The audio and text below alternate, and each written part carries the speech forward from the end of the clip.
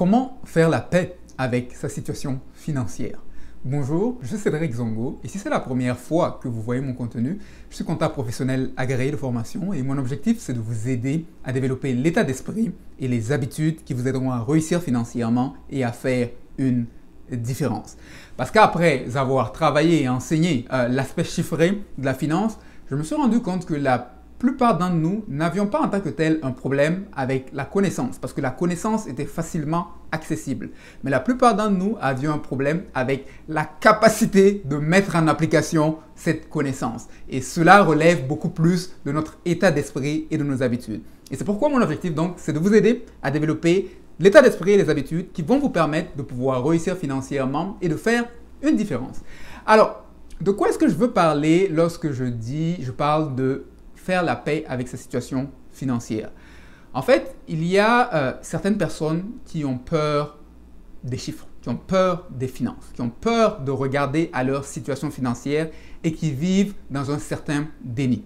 Elles évitent de regarder à leur compte. Elles évitent de regarder à leurs dettes. Elles évitent de regarder à la situation, même si quand la situation est bonne. Certains entrepreneurs ont des entreprises qui vont bien, mais ils ont peur de regarder à l'aspect financier parce que cela leur envoie peut-être un traumatisme qu'ils ont eu durant leur enfance par rapport aux questions financières. Et donc, il y a un certain nombre de personnes qui ont peur de regarder à leurs finances et qui souvent vont dire « Oui, bon, il n'y a pas que l'argent dans la vie. » Absolument.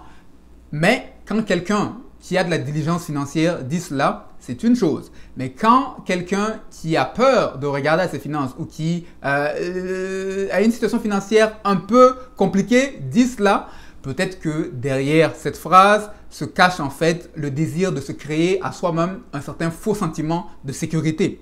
Et donc, c'est important de faire la paix avec ses finances, d'avoir ce courage de regarder à sa situation financière, quel que soit l'état de nos finances, parce que la liberté vient uniquement lorsque nous avons le courage de faire face à la réalité.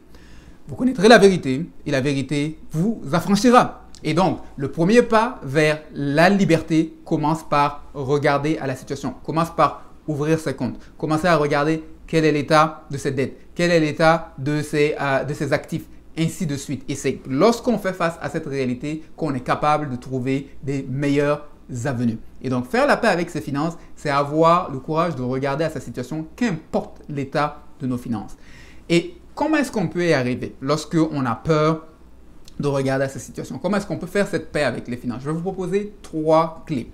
La première, c'est de comprendre que votre valeur n'est pas égale à vos finances. En fait, certaines personnes vivent dans le déni parce qu'elles ont rattaché leur valeur à leurs finances. Et qu'est-ce que ça fait? C'est que, étant donné qu'elles ont rattaché leur valeur à leurs finances, lorsqu'elles regardent à leurs finances, parfois cela a tendance à leur envoyer un sentiment de honte ou un sentiment de culpabilité. Et parce qu'elles veulent éviter ce sentiment douloureux, elles évitent de regarder à leurs finances. En fait, ce n'est pas leurs finances qui est un problème, mais c'est le sentiment que leurs finances leur envoient qui est douloureux et qu'elles veulent éviter. Et donc, cela est souvent dû au fait qu'on a associé, on a fait une certaine association émotionnelle à nos finances. Et il faut comprendre que le chiffre que vous voyez sur votre compte, ce n'est qu'un chiffre. Il ne veut rien dire à l'absolu en tant que tel. C'est vous qui lui donnez un sens donné. C'est vous qui donnez une certaine association à ce chiffre. Parce que quelqu'un d'autre va avoir le même chiffre et il n'aura pas nécessairement la même réaction ou les mêmes sentiments que vous. Et vous avez donc besoin de comprendre que le chiffre que vous voyez n'est pas un jugement de votre valeur personnelle.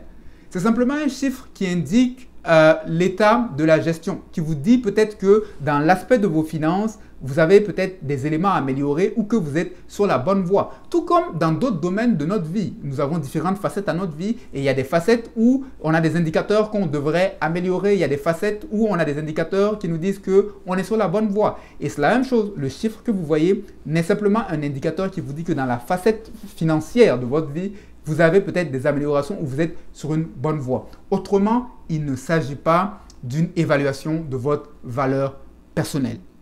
Et vous devez comprendre que votre estime de vous-même va s'accroître lorsque vous allez avoir le courage de poser des actions qui sont peut-être difficiles, mais qui sont justes à faire. Parce que tant que vous vivez dans la fuite, vous allez avoir en arrière de vous ce sentiment de culpabilité parce que vous êtes en train de fuir quelque chose. C'est pourquoi vous fuyez. Et donc, cette chose, elle va constamment vous hanter d'une certaine manière. Et la façon de s'en sortir, c'est d'y faire face. Ça va être de regarder ces comptes, ça va peut-être faire peur au début, mais une fois que vous allez le faire, vous allez pouvoir dire « je l'ai fait ». Je l'ai fait, j'ai fait quelque chose qui était difficile, mais je l'ai fait. Et en ce moment, vous allez vivre avec un sentiment de fierté. Et donc, c'est de comprendre, pour pouvoir faire la paix avec vos finances, de comprendre premièrement que votre valeur n'est pas associée à vos finances. La deuxième chose, c'est de réaliser que vous avez un pouvoir sur la situation. Certaines personnes ne regardent pas à leurs finances parce qu'elles se disent « Oh non, j'ai pas envie de regarder à ça parce que je sais même pas comment est-ce que je vais faire pour régler la situation. Donc, je préfère mettre ça de côté et ne même pas y penser. » Mais il faut comprendre que vous avez en réalité un pouvoir sur la situation. Et comment est-ce que je sais que vous avez un pouvoir sur la situation? Parce que d'une manière ou d'une autre, vous avez probablement contribué à créer ou à co-créer la situation par vos habitudes, vos comportements ou votre état d'esprit. Et donc, d'une manière ou d'une autre, vous avez été participant à la création de la situation que vous vivez. La réalité dans laquelle vous avez été contributeur de cette réalité. Et si vous avez été contributeur de cette réalité, ça veut dire que vous avez le pouvoir de défaire cette réalité. Et donc, ça veut dire que vous avez un certain pouvoir sur la situation. Parce que si vous avez été à la base du problème, la bonne nouvelle, c'est que vous pouvez être à la base de la solution. Et donc, vous devez réaliser que vous avez un pouvoir sur la situation, quelle que soit l'ampleur de la situation. Ça va vous demander du travail, ça va vous demander de l'effort, mais vous avez un pouvoir sur la situation. Troisième chose, pour vous aider à pouvoir faire la paix avec vos finances, c'est d'accepter la situation et d'accepter les changements qui vont venir avec. Parce que souvent, certaines personnes savent qu'il y a un problème.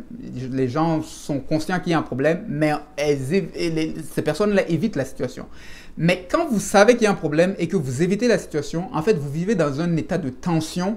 Il y a une résistance qui se crée et ça devient difficile à gérer dans le temps parce que ça vous draine, ça draine vos énergies. Et à un moment donné, pour vous-même être en phase avec vous-même, vous avez besoin d'accepter, de dire, ben, voici, j'ai une situation, j'ai tant de dollars de dette, ça ne veut rien dire par rapport à ma valeur. Peut-être qu'il y a des choses que je ne savais pas qui ont conduit à cette situation. Maintenant, je vais apprendre. Mais ça ne veut rien dire par rapport à ma valeur en tant que telle. Donc, c'est d'accepter la situation qui est là et d'accepter les changements qui vont venir avec. Parce que souvent, on fuit la situation parce qu'on sait qu'on va devoir changer certaines choses. Mais il faut accepter les changements qui vont venir avec parce qu'une fois que vous allez faire ces changements, vous allez être dans une situation où vous pourrez faire ce que vous voulez réellement sans vivre dans cet état de culpabilité. Peut-être qu'aujourd'hui, vous voulez faire du shopping comme vous voulez, sans penser. Mais le problème, c'est que ce shopping-là fait en sorte que vous vivez dans un stress financier à cause des dettes qui s'accumulent. Mais si vous réglez cette situation, vous apprenez à planifier,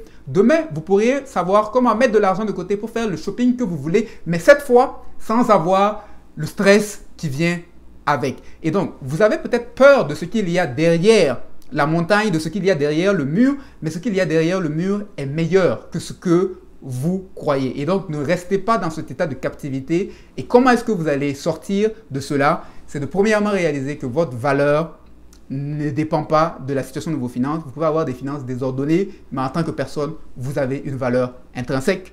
Deuxièmement, c'est de vous rendre compte que vous avez un pouvoir sur la situation. Et troisièmement, d'accepter la situation et d'accepter les changements qui vont venir avec. J'espère que cette capsule vous aura été utile et je vous invite à vous rendre sur cedrikzongo.com où vous allez trouver un ensemble de ressources pour vous aider à pouvoir réussir financièrement et à faire une différence. Sur ce, passez une bonne suite de journée.